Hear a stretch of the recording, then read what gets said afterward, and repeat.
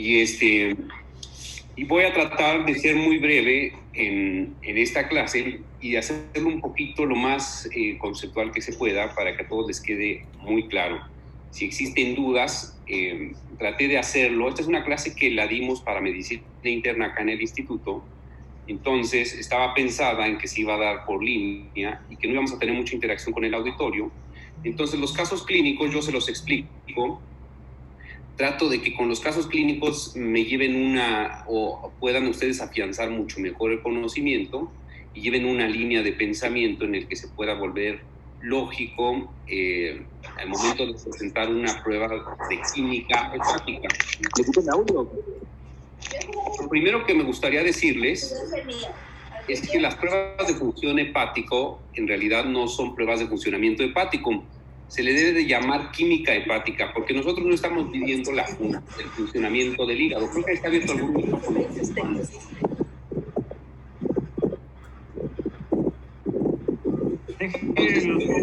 Disculpe. Sí. Entonces deben de llamarse química hepática, no pruebas de funcionamiento hepático, porque la química hepática es lo que nosotros medimos cuando pedimos unas pruebas de funcionamiento hepático. No estamos midiendo la función del hígado, solo lo estamos evaluando de manera indirecta. Existen otros métodos de los cuales no me voy a meter, pero para medir el funcionamiento del hígado podemos ver algo que se llama verde de indocianina o algunos marcadores de funcionamiento mitocondrial. Ese no es el caso de esta plática, por eso es mejor llamarle química hepática. Bueno, sin más preámbulos, yo creo que el inicio de las pruebas de funcionamiento hepático, como probablemente le vamos a seguir llamando, pero ya sabemos que es química, están en este polaco que se llamaba Paul Ehrlich. Paul Ehrlich estableció esta reacción de Diazo, y esta reacción lo que hacía fueron los primordios de las pruebas de la química hepática, porque detectaba bilirrubina en la orina, o podíamos detectar una fracción de bilirrubina en la orina, y con esto dirigir nuestro pensamiento de un paciente ictérico hacia el hígado. Posterior a esto, el padre de la hepatología en México, el doctor Bernardo Sepúlveda, del que tiene nombre el lugar donde salió el doctor Juan Carlos, él en uno de sus estudios en Minnesota con el doctor Osberg estableció un procedimiento para determinar la bilirrubina indirecta, la bilirrubina directa, porque antes solamente se podía medir bilirrubina total.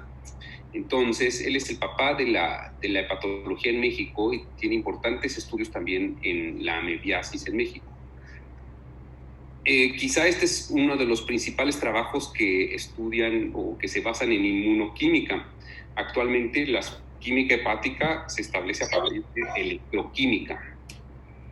Pero bueno, ¿para qué nosotros hacemos pruebas de funcionamiento hepático? Pues primero, para establecer o rechazar la existencia de una enfermedad hepática. Si nosotros pensamos que un enfermo está afectado del hígado, pues para eso lo pensamos o la solicitamos, y en base a eso lo podemos confirmar o rechazar.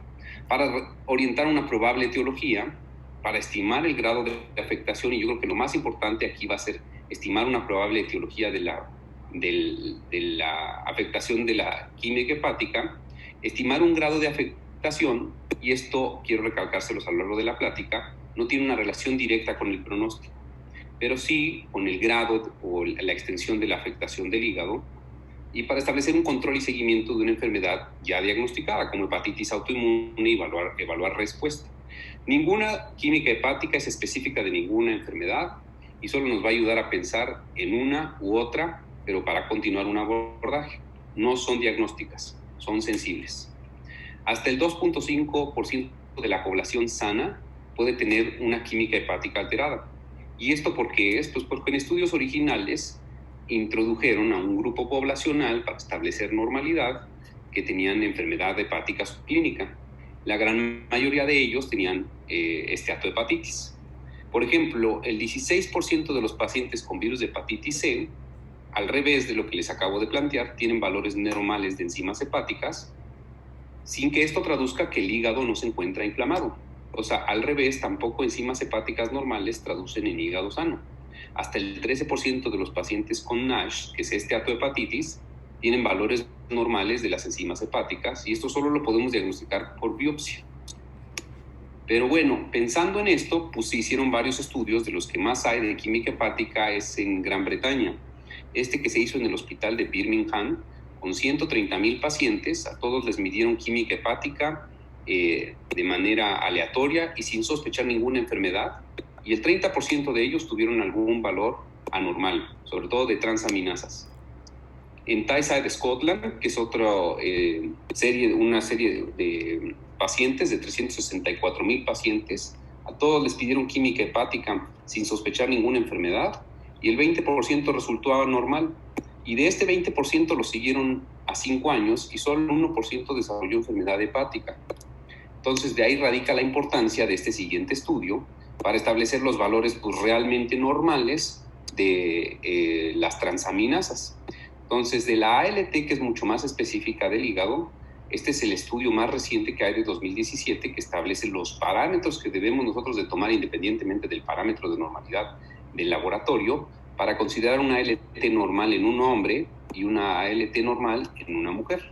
Entonces, en promedio 30 y esperar valores menores en mujeres. Esto no se cumple ni hay esta variabilidad en el ensayo ni en la normalidad en la fosfatasa alcalina y la bilirrubina total. Pero bueno, esto es lo que les platicaba de introducción al inicio. Cuando nosotros solicitamos unas pruebas de funcionamiento del hígado, solicitamos esto, algo para evaluar la estructura, que es las enzimas hepáticas ALT, AST, fosfatasa alcalina, GGT y bilirrubinas. Es un subrogado de la integridad de los conductillos biliares y de los hepatocitos. Y también pedimos un subrogado de la síntesis, que sería la albúmina, tiempos de coagulación, globulina transportadora de hormonas sexuales, que no es tan común que nosotros lo pidamos, y colesterol. Sin embargo, incluso el Colegio Americano de Gastroenterología prefiere llamarle química en lugar de pruebas de funcionamiento hepático, y esto es por lo que ya les comenté. ¿Por qué? Porque esta síntesis no es una evaluación fidedigna o confiable. La albúmina puede estar alterada en pacientes con malnutrición, con una enteropatía perdedora de proteínas, con un síndrome nefrótico. Los tiempos de coagulación se pueden alterar en alguien con deficiencia de vitamina K. Las hormonas, las globulinas transportadoras también pueden depender del estado nutricional, y el colesterol con algo incluso hereditario. Estas son las 3 preguntas básicas que nosotros vamos a responder cuando nos envíen una química hepática que esté alterada. La primera y más importante, y es la que vamos a seguir a lo largo de la clase, es cuál es el patrón característico. En realidad son 4 los que describe el Colegio Americano de Gastroenterología y la Sociedad Europea, que es el hepatocelular, colestásico, mixto e infiltrativo.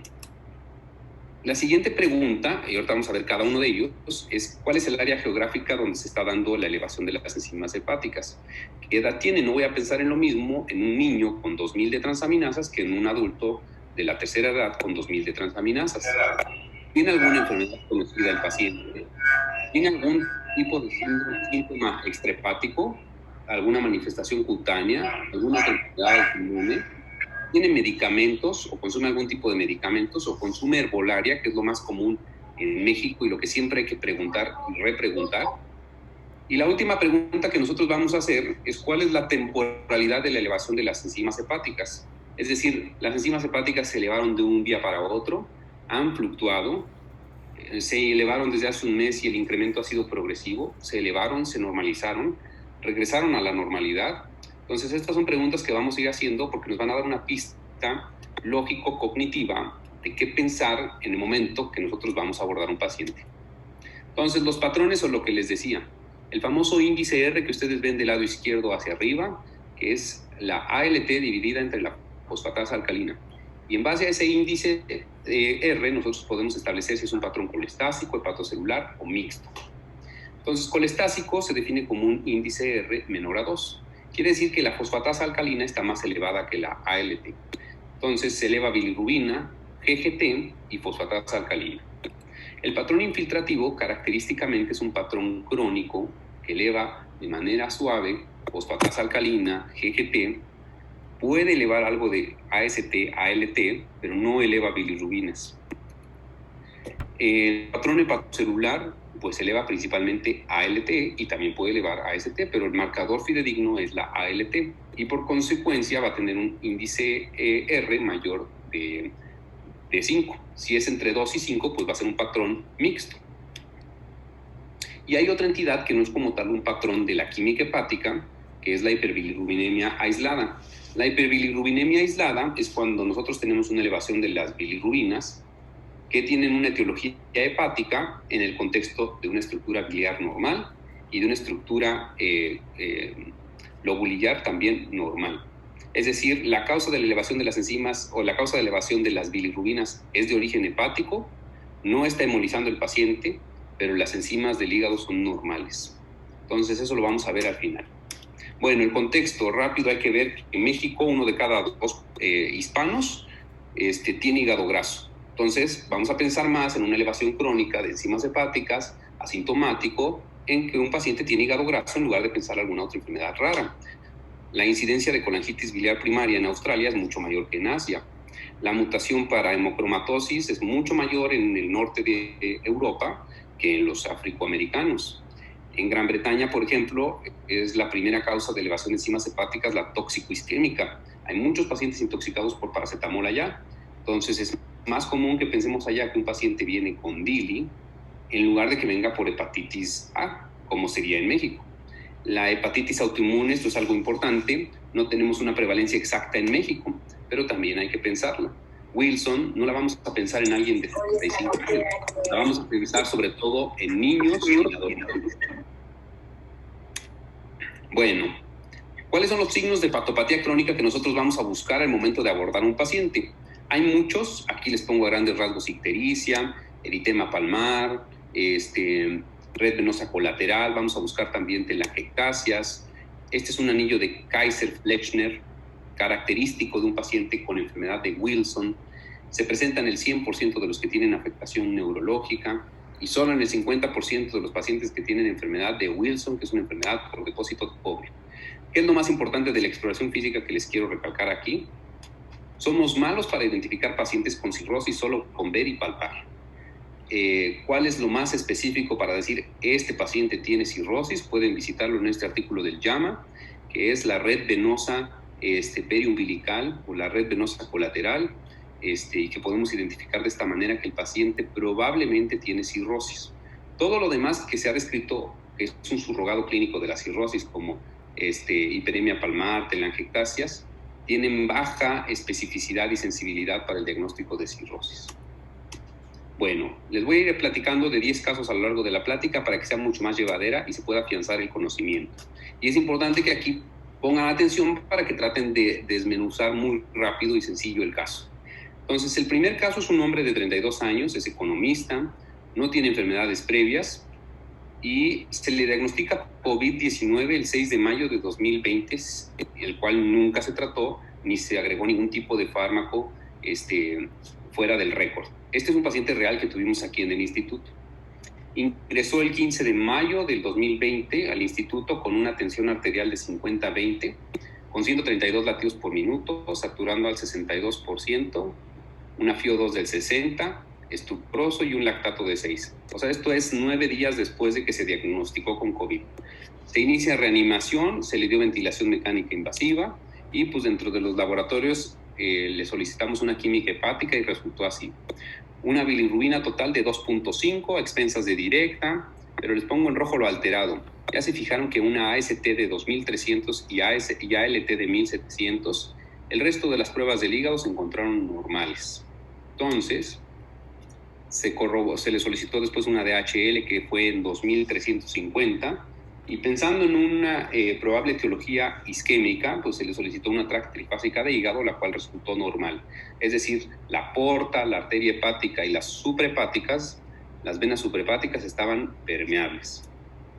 Entonces es un paciente con un patrón hepatocelular, hombre, un índice R de 16, o sea es mayor a 5, tiene más de 10 veces de elevación de las enzimas hepáticas, el predominio es de AST sobre ALT, tiene un leve incremento de bilirrubina total y no tiene un consumo de fármacos hepatotóxicos. Llama la atención que al tercer día de su estancia hospitalaria le solicitamos una nueva química hepática y vean ahora cómo están. Tiene una bilirrubina total de 1.3, una AST de 350, una ALT de 184 y DHL de 1500, sin nosotros hacer nada dirigido hacia el hígado ni tener una etiología probable. Entonces eso se le llama un patrón evanescente. Hizo un pico y bajó. Este paciente tiene hepatitis isquémica. Siguiente caso. Una mujer de 29 años es nutrióloga y tiene como historia previa, en 2012, diagnóstico de enfermedad tiroidea autoinmune. El motivo de valoración es astenia, fiebre, ictericia, hepatalgia y artralgias. Le solicitan una química hepática por la ictericia y se encuentra una bilirrubina total de 6.3, a expensas de directa, AST en 1150, ALT en 1200, albúmina en 3.9 y globulinas en 5.7. Los tiempos de coagulación son normales y el ultrasonido hepático es con daño hepático crónico. Entonces, esta es una mujer con un patrón mixto, tiene un índice R de 4.4, es decir, está entre 2 y 5, tiene más de 10 veces elevación las enzimas hepáticas, tiene un patrón con predominio de ALT sobre AST y tiene datos en el ultrasonido de enfermedad hepática crónica. Entonces, se lo solicitó el resto del abordaje, la serología viral fue negativa, se le pidieron unos anticuerpos antinucleares con un patrón homogéneo en 1 en 320. Los anticuerpos antimúsculo liso fueron negativos, se le pidieron antimitocondriales y LKM1, que fueron también negativos, y tiene una inmunoglobulina G de 2300. Se le hizo una biopsia, dada la duda del diagnóstico, y pues aquí está el espacio portal, les marqué con una raya roja, donde se ve esta división fibroconectiva entre el espacio portal y los hepatocitos, y esta migración de linfocitos o de células plasmáticas, que se le conoce como hepatitis de interfase, y mucha infiltración aquí en el conducto biliar de linfocitos. Aquí en otra zona de tejidos se encuentran estas como rosetas, que es disposición de los hepatocitos dejando un espacio en el centro, y esta forma de esta otra patrón característico que se llama emperipolesis, que es cuando los hepatocitos se tragan a los macrófagos, y muchas células plasmáticas centrolobulillares. Este paciente tiene hepatitis autoinmune. Entonces, rápido, el patrón hepatocelular. ¿Qué es lo que nosotros vemos en un patrón hepatocelular? La AST y la ALT son enzimas que no hacen otra cosa más que transportar alfa-aminoácidos a alfa-cetoácidos. ¿Y esto para qué nos sirve? Para destruir aminoácidos, para formar nuevos aminoácidos o para formar intermediarios metabólicos como el glutamato, el piruvato o el oxalacetato, este metabolito intermedio del ciclo de Krebs. Pero ¿qué es lo más importante de aquí de las enzimas hepáticas? Que la ALT funciona sobre todo con un cofactor, que es el piridoxalfosfato. Y este cofactor es derivado de la vitamina B6.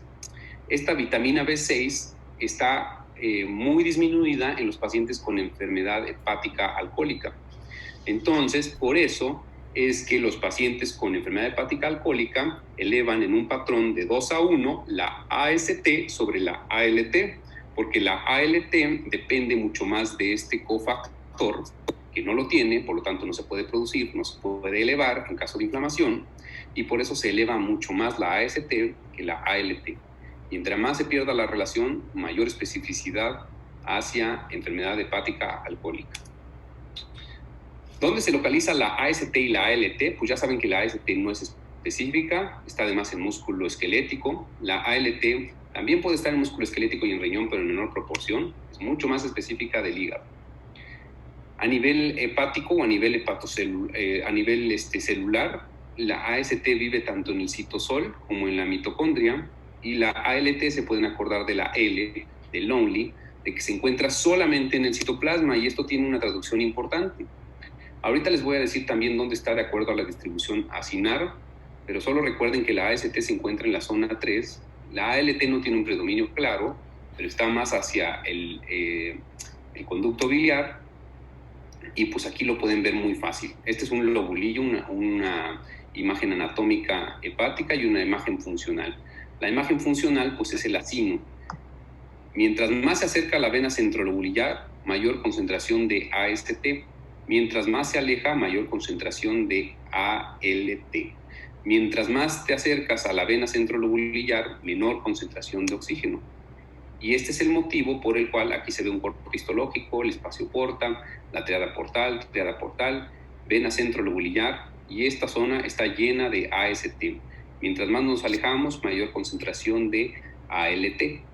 Aquí hay menos oxígeno. Por lo tanto, los pacientes con una hepatitis isquémica, esta es la causa por la cual elevan más AST en lugar de ALT, no por la causa que les comentaba de los hepáticos alcohólicos. Y aquí está un diagrama mucho más fácil: vena central, triada portal, menor concentración de ALT hacia acá, mayor concentración de ALT acá, mayor concentración de AST aquí, más hipoxemia. Bueno, ¿cuál es la vida media de la AST? La AST tiene una vida media mucho más corta que la ALT. Por lo tanto, la elevación de la AST va a ir precedida de elevación de ALT. Es decir, la ALT siempre está siguiendo la conducta de la AST y tiende a estar elevada por más tiempo. La degradación de ambas es por células sinusoidales. Aquí está un resumen muy claro del grado de elevación. Si el paciente tiene menos de 5 veces, sin ser esto diagnóstico, nos puede orientar a que si hay menos de 5 veces elevación sobre el nivel normal, pues hay que pensar en hígado graso, enfermedades de depósito crónicas como estas que les pongo aquí, incluyendo deficiencia de alfa-1 antitripsina, y hepatitis C, sobre todo a los que se transfundieron antes de 1992. Si el paciente tiene una elevación de 5 a 10 veces el valor normal, hay que pensar en una hepatitis viral por estas causas, incluyendo citomegalovirus. Hay que pensar en hepatitis alcohólica, obstrucción biliar y hepatitis autoinmune, pero también estas pueden estar elevadas más de 10 veces. Aunque si el paciente tiene elevación de más de 10 veces el valor normal, hay que pensar más en tóxicos o isquemia. Si se fijan, uno de los pacientes que les puse con hepatitis autoinmune tenía más de 10 veces el valor normal. O sea, esto no es específico de cada enfermedad. Si el paciente tiene menos de 5 veces de elevación sobre el nivel normal, siempre hay que descartar consumo crónico de herbolario. Si el paciente sospechamos que tiene una hepatitis viral, pues hay algo clave aquí. Casi siempre, o más bien siempre, en las hepatitis virales la elevación de las enzimas hepáticas es antes que la ictericia y que la colestasis. De todas las hepatitis virales, la que más hace colestasis es la hepatitis A. Y si el paciente tiene más de 10 veces el valor normal arriba de lo normal, no hay que pensar en otra cosa más que ese paciente tiene falla hepática aguda, no importa la etiología. Aquí están los dos, mucho más gráfico.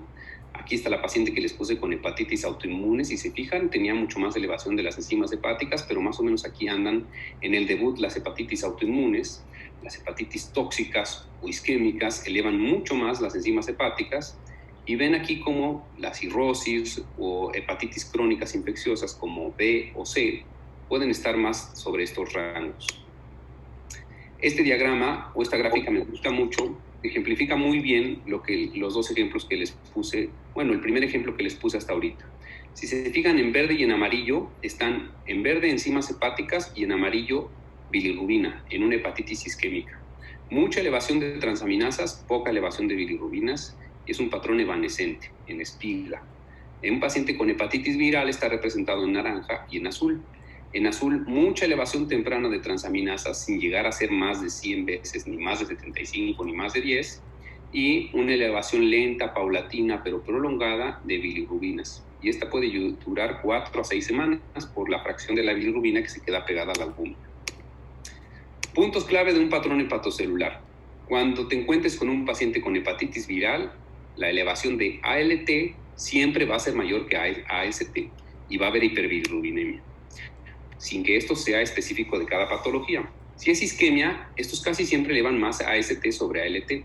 Hay poca elevación de bilirrubina, la DHL siempre está elevada y hay un antecedente o un evento previo de hipoperfusión tisular, como el primer caso que les puse. Si el paciente tiene high fulminante, hay una elevación concomitante y al mismo tiempo, por mucha destrucción lobulillar, de bilirrubinas. Si el paciente tiene Wilson, las transaminasas casi siempre debutan arriba de 1000, aunque pueden debutar con una elevación crónica, son menores de 40 años. La fosfatasa alcalina, contrario al resto de las enfermedades hepáticas, casi siempre baja, y esto baja porque hay consumo periférico por hemólisis. Wilson debuta casi siempre con hemólisis, Coombs negativo, y hay manifestaciones psiquiátricas. De hecho, esta es la triada típica de una enfermedad de Wilson. Siempre tienen historia, o casi siempre tienen historia de enfermedades psiquiátricas por depósito de cobre en los núcleos de la base. Cirrosis es como el alcohol, siempre eleva más AST sobre ALT, pero no en una relación tan marcada como el alcohol. Alcohol también eleva GGT. Siguiente caso, una mujer de 32 años de edad, es de la Ciudad de México, tiene una historia familiar irrelevante, es previamente sana, pero consumía anticonceptivos orales. Este es un caso muy bueno. En 2004 se le hacen una química hepática y todo normal, solamente 560 de AST. Se dejó pasar, en esa ocasión tuvo una infección por Epstein-Barr, se le atribuyó a eso y la paciente terminó su curso clínico y no se volvieron a tomar una nueva química hepática. La paciente le vuelven a tomar otra nueva química hepática a los meses de ese primer evento y la AST, solo la AST, persiste elevada hasta 270. Bueno, pensando que esa era la causa, el consumo de anticonceptivos orales, le vuelven a pedir otra química hepática sin consumir anticonceptivos orales y vuelve a salir la AST en 433. El diagnóstico final de esta paciente, después de que se le hizo una evaluación incluso periférica para descartar producción de músculo, una miopatía, nunca tuvo historia de debilidad, ni ninguna otra enfermedad que hiciera pensar en una producción periférica de AST, pues estableció el diagnóstico de macro-AST. Este ejemplo se los puse como un ejemplo muy raro de elevación aislada de AST. Es como la macroprolactinemia, se les hace una electroforesis y se puede diagnosticar, o se puede hacer una precipitación después de congelar la muestra para la química hepática. A los 3 días después de congelar la muestra se vuelve a medir la química hepática y desaparece y aparecen valores normales de AST. Es una entidad muy rara, si quieren lo pueden ver, es un artículo publicado en el Annals of Hepatology en 2010 y aquí está la cita. Muy, muy raro. Siguiente caso, un hombre de 36 años, historia de ictericia, náusea, vómito y febrícula. Acude a valoración y lo encuentras con asterixis, hepatomegalia leve y dolorosa. Y reporta que cenó con un familiar quien fue hospitalizado por hepatitis A.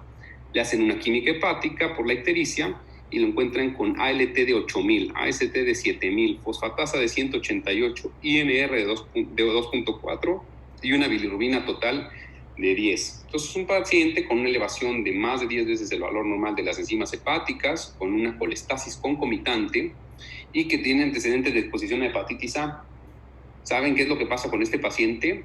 No importa el diagnóstico, muy probablemente tiene hepatitis A, pero este paciente antes de la etiología tiene algo que se llama falla hepática aguda fulminante. Y esta es una emergencia hepática, es una emergencia nacional para trasplante. Es un paciente con deterioro neurológico, es un paciente con elevación del INR arriba de 1.5 y es un paciente con falla hepática aguda fulminante. No importa el diagnóstico aquí, lo que importa es que este paciente tiene que ir a un trasplante hepático de urgencia. Entonces, causas diferenciales de falla hepática aguda fulminante, pues les pongo esta mnemotecnia: A de acetaminofén, hepatitis A, hepatitis autoinmune, B de B, C de C, D de hepatitis D, drogas, fármacos, E de hepatitis E, otras causas esotéricas como Wilson, Budd-Chiari, que es la obstrucción de las superhepáticas, así pueden debutar los pacientes con hepatitis fulminante. Es muy raro la falla hepática por hígado graso, pero sí puede haber esta entidad en el embarazo, F de FAT, H de virus por herpes simple y también hasta un 20% de los pacientes cuando hacen falla hepática fulminante, solo Diosito sabe, ¿sale? Entonces no está mal, que por eso les digo que es muy tonto incluso ponerse a pensar en la etiología en un caso como el que les puse aquí, porque el diagnóstico operacional es trasplante.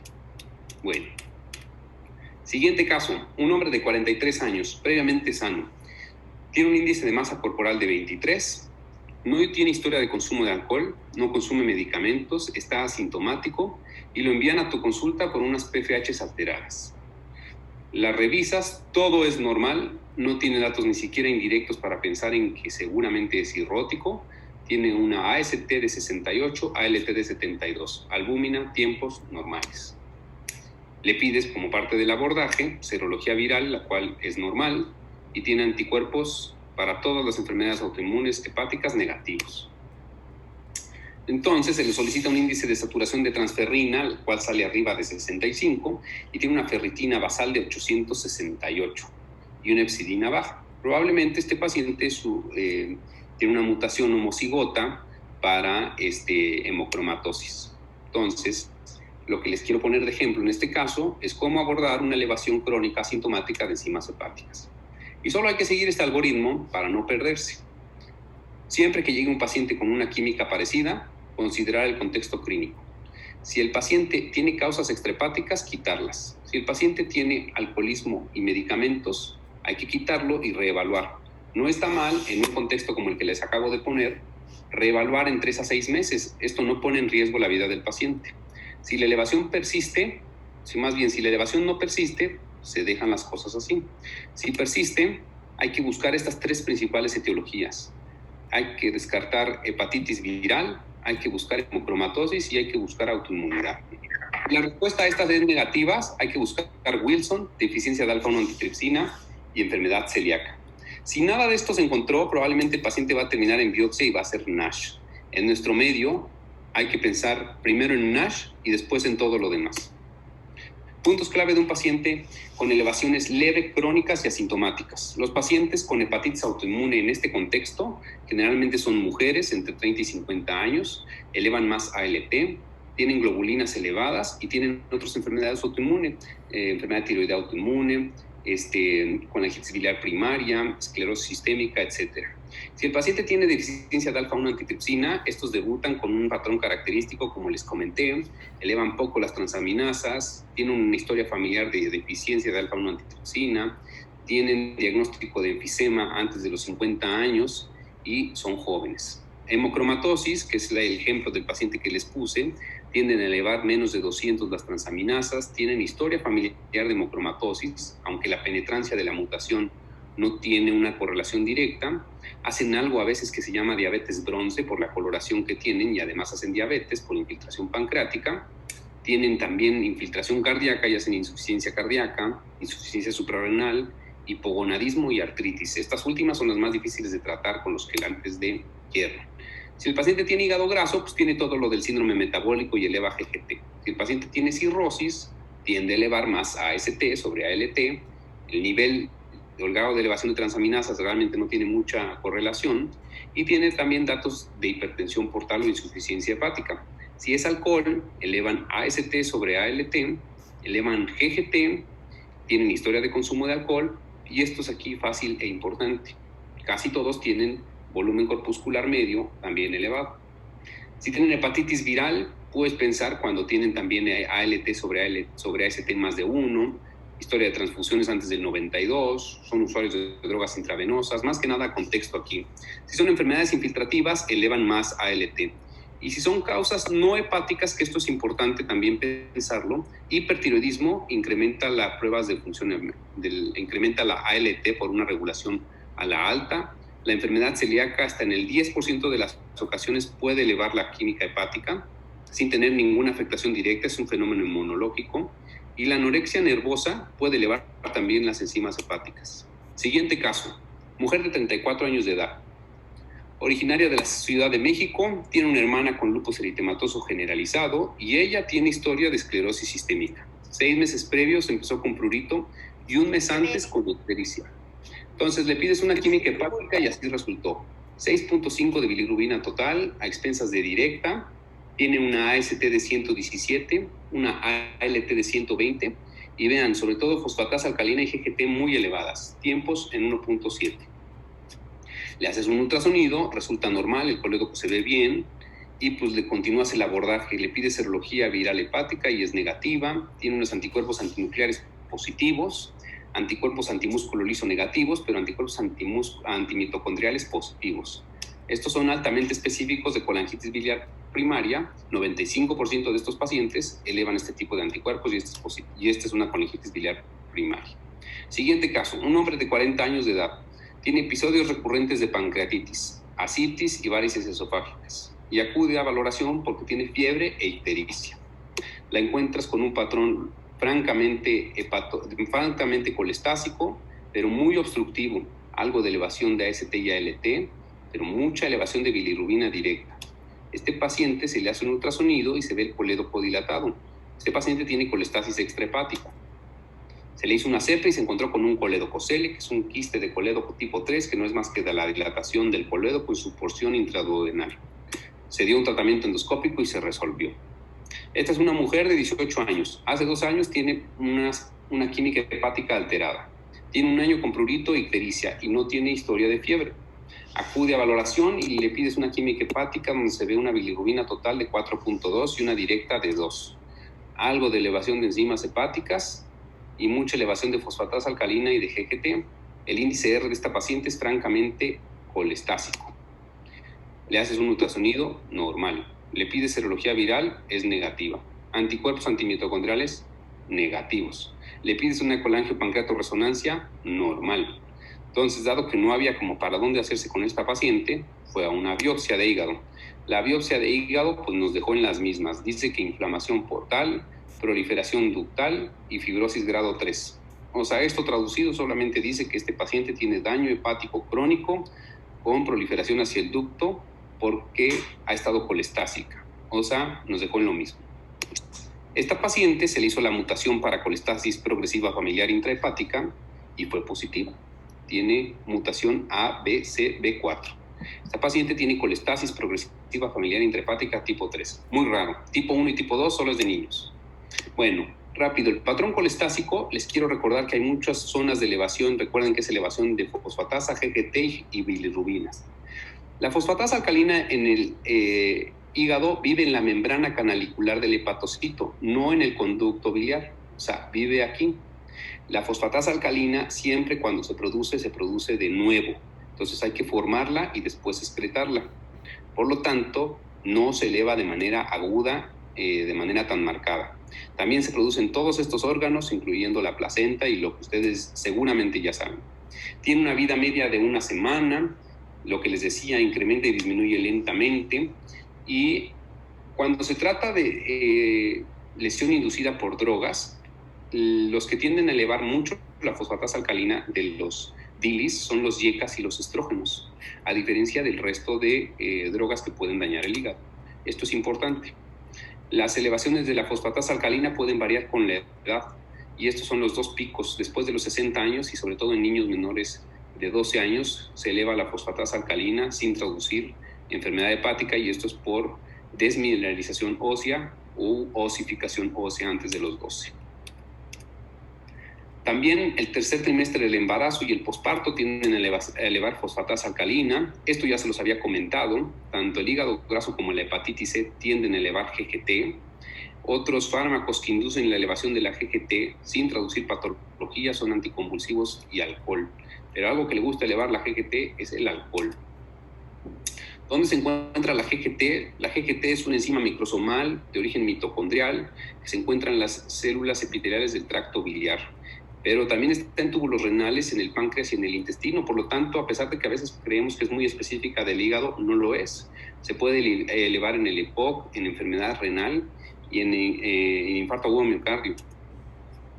Por esto podemos pedir 5-nucleotidasa. Esto no es un ensayo práctico, no se pide ni siquiera acá en nutrición, pero la diferencia de la 5-nucleotidasa con la GGT es que la 5-nucleotidasa no se induce por fármacos y tampoco se eleva en el embarazo. Es más específica. También se produce en otros tejidos, pero la diferencia es que no se excreta, solo se excreta en el conducto biliar. Entonces, ¿qué hacer cuando encontramos una fosfatasa alcalina elevada? Lo primero es tratar de buscar algo localizador, y lo localizador sería la GGT. La GGT no está elevada, este paciente tiene una causa de elevación de fosfatasa alcalina extrahepática. La GGT está elevada, este paciente tiene un patrón colestásico o infiltrativo hasta no demostrar lo contrario. Entonces, ya que buscamos el origen hepático, le solicitamos un ultrasonido de hígado y vías biliares. Si hay dilatación de la vía biliar, hay que buscar causas obstructivas, desde la ámpula de Vater, pancreatitis, quistes de colédoco, etc. Piedras, coledocolitiasis. Si no hay dilatación de la vía biliar, hay que preguntarnos, ¿el paciente tiene un patrón colestásico, un ultrasonido sin dilatación de la vía biliar? ¿Tiene QSI? Si la respuesta es sí, hay que pensar en CEP, porque hasta el 80% de los pacientes que tienen CEP, de los pacientes que tienen QSI, tienen CEP. ¿El ultrasonido es normal? Bueno, la mujer está embarazada o tiene enfermedades autoinmunes, hay que pensar en que el paciente puede tener colangitis biliar primaria. El ultrasonido también es normal, hay que descartar medicamentos o herbolaria y un dile colestásico, como les decía, por estrógenos y sobre todo anticonvulsivos. Si nada de esto nos dio respuesta, siempre hay que terminar biopsiando a los pacientes. Uno de los últimos casos, hombre de 49 años de edad, le hicieron un trasplante de hígado hace 8 meses. Eso es un caso real que tuvimos acá. Y el trasplante fue por colangitis esclerosante primaria. Tuvo posterior al trasplante una estenosis de la anastomosis del colédoco y acude para valoración porque tiene fiebre e ictericia. Y lo encontramos con una bilirrubina total de 6.2, una directa de 5.2, algo de elevación de enzimas hepáticas y pues mucha elevación de fosfatasa y de GGT. Tiene un patrón francamente colestásico y obstructivo. Entonces, dado el antecedente de la estenosis, pues se pensó de manera directa que pues estaba otra vez estenosada la anastomosis. Se le hizo una CEPRE y resultó normal. Entonces, el paciente se biopsió y fue un rechazo celular agudo grado 2. ¿Qué es lo que les quiero traducir de aquí? La química hepática en los pacientes post-transplantados no es confiable. ¿Hay que hacer el abordaje igual? Sí. Si es colestásico, hay que pedir ultrasonido, hay que descartar obstrucción, hay que descartar incluso reinfección por virus o por hepatitis virales, sí. ¿Que le creamos? No. Porque, como pueden ver, este paciente tenía una estenosis, tuvo historia de estenosis, pero en este caso la elevación completamente colestásica pues era por rechazo, no era por algo obstructivo. Entonces, los pacientes con trasplante hepático hay que tener un bajo umbral para biopsiarlos. Bueno, los puntos clave aquí que les quiero dejar: solo los pacientes con colestasis sin elevación de enzimas hepáticas hay que pensar en un DILI por fármacos, y estos son principalmente IECAS y estrógenos. La colangitis biliar primaria casi siempre es en mujeres jóvenes, tienen historia de mucho prurito y de otras enfermedades autoinmunes. La que más se asocia es la tiroiditis autoinmune. Tienen colesterol elevado sin que este traduzca cardiopatía isquémica o algún riesgo cardiovascular. Tienen un ultrasonido normal porque esto es a nivel histológico, no a nivel de los conductos biliares mayores, y tienen hasta el 95% anticuerpos antimitocondriales positivos. Cuando es colangitis esclerosante primaria, generalmente son hombres, no son mujeres. Tienen historia de CUSI, la gran mayoría de ellos. Les decía yo, 80% de los que tienen CEP tienen CUSI. 20% de los que tienen CUSI tienen CEP. Tienen PANCAS positivos, sin que estos traduzcan especificidad. Y el ultrasonido aquí sí puede encontrar dilatación de la vía biliar. Generalmente es una dilatación arrosariada en la CEPRE. Causas raras de colestasis: el síndrome de Alagil o el que les puse de colestasis progresiva familiar intrahepática. ¿Y cuándo pensar en ellas? Cuando la vía biliar está normal, cuando la biopsia no te dice nada, tiene anticuerpos antimitocondriales negativos y no hay un contexto homológico, ese paciente probablemente tendrá alguna enfermedad rara colestásica. Y causas de colestasis extrahepática, pues ¿cómo se llama colestasis extrahepática? Cuando hay una dilatación de la vía biliar: colangitis, colangiocarcinoma, cáncer de páncreas, quistes de colérico y otros 100. Y el último caso que les quiero poner es de una hiperbilirrubinemia aislada de origen hepático. Es un hombre de 57 años de edad, ictérico desde que nació. Tiene una bilirrubina total a expensas de directa de 19 a 21 y así ha estado en los últimos 30 años de su vida. Este paciente tiene Kliger-Narhart tipo 2. El Kliger-Narhart tipo 1 es de los niños. Esta fotografía que ven ustedes acá después, donde ya no se ve ictérico, es porque le dieron pentobarbital. El Kliger-Narhart es lo mismo que el síndrome de Gilbert, pero con una expresión de mayor penetrancia, y es por la baja producción de la enzima que conjuga la bilirrubina indirecta en la bilirrubina directa. Entonces, si le das pentobarbital a un Kliger-Narhart, lo que haces es que induces esta enzima y pues baja o incrementa la conversión de bilirrubina indirecta a bilirrubina directa y pues bajan los niveles de bilirrubina total. Un diagnóstico diferencial de un paciente con ictericia pues es carotinemia. Este paciente tiene 35 años de edad, llega ictérica, se le solicita una química hepática pensando en un origen hepático y pues la paciente tenía una bilirrubina sérica de 0.5. Ya sacándole la historia, pues tenía consumo crónico de carotenos. ¿Cuál es la clave en una carotinemia? Pues hay ausencia de ictericia conjuntival, las bilirrubinas son normales y pues el antecedente del consumo excesivo de betacarotenos. ¿Qué hacer ante un paciente con hiperbilirrubinemia aislada? Pues siempre pedir pruebas de funcionamiento hepático. Estas deben de ser normales, porque si no, El paciente tiene colestasis intrahepática, el paciente tiene un patrón hepatocelular o tiene alguna otra etiología, pero no es una hiperbilirubinemia aislada. Ya que tenemos esta respuesta, vemos que si la bilirrubina directa es menor a 20, entonces hay que pensar en causas de hiperbilirubinemia indirecta, siempre y cuando se descarte hemólisis. Si es menor a 4, piensa en Gilbert. Si es mayor a 4, piensa en Kliger-Najar. Son lo mismo, pero mucho más grave el Kliger-Najar, sobre todo el 2. El 1 no los ves, se mueren de kernicterus. Si el paciente tiene PFHs normales, una hiperbilirubinemia aislada, y esto es expensas de directa, pues esto es aún más raro, porque el paciente recibe bien la bilirrubina, la conjuga bien, es decir, la convierte de indirecta a directa, la capta bien, pero no la excreta hacia el conductillo biliar. Estos pacientes tienen una mutación en la expresión de la bilirrubina directa. Rotor y Dubin-Johnson. Son etiologías benignas, causan elevación de las enzimas de la bilirrubina total a expensas de directa, sin que haya obstrucción del ducto biliar, no desarrollan más cáncer que el resto de los pacientes y, como les decía, tienen un curso benigno. En conclusión, ante una química hepática alterada, siempre lo primero que hay que hacer es identificar el patrón. ¿Es colestásico? ¿Es hepatocelular? ¿Es mixto? O, muy aparte, el paciente tendrá hiperbilirubinemia aislada, siempre descarta hemólisis antes de eso. Después, valora el contexto y la evolución. ¿Es niño? ¿Es niña? ¿Es joven? ¿Es adulto? Después, valora la magnitud de la elevación. Esta es muy importante que sepamos que no predice gravedad. Un paciente con marcada inasemia y colestasis, ese paciente, sobre todo en esto medio, tiene una hepatitis viral hasta no demostrar lo contrario.